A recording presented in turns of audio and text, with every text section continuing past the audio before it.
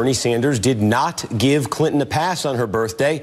He touted his record on trade policy during an appearance on The View, taking some subtle jabs on that Pacific trade deal and also on former President Clinton's NAFTA deal.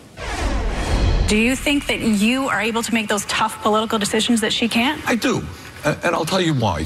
When I was elected to the Congress in 1990, I had to deal with trade issues.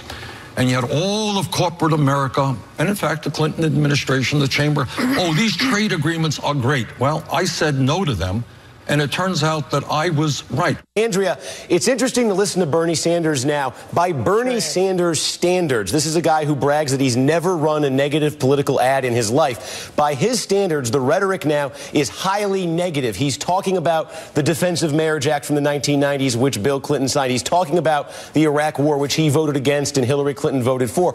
But by normal political campaign standards, this is still pretty tame. He's not calling her out by name. He's not crossing certain lines here. Is he going to have to, though, now that Clinton has regained so much momentum in this race?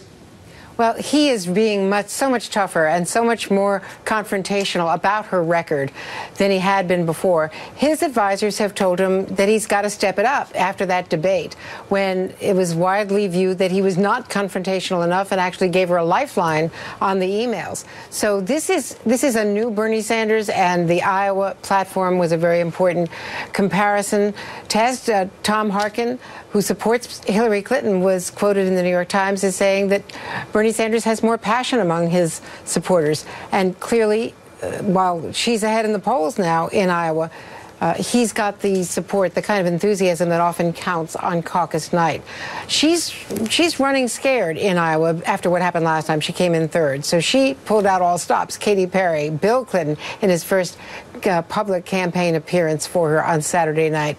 But Bernie Sanders did have some points to make, particularly on DOMA, because of Rachel Maddow's interview on Friday night, when Hillary Clinton said to Rachel that the reason why Bill Clinton supported the Defensive Marriage Act was a defense against an even worse contingency, which was the possibility that, the likelihood, according to Hillary Clinton's history,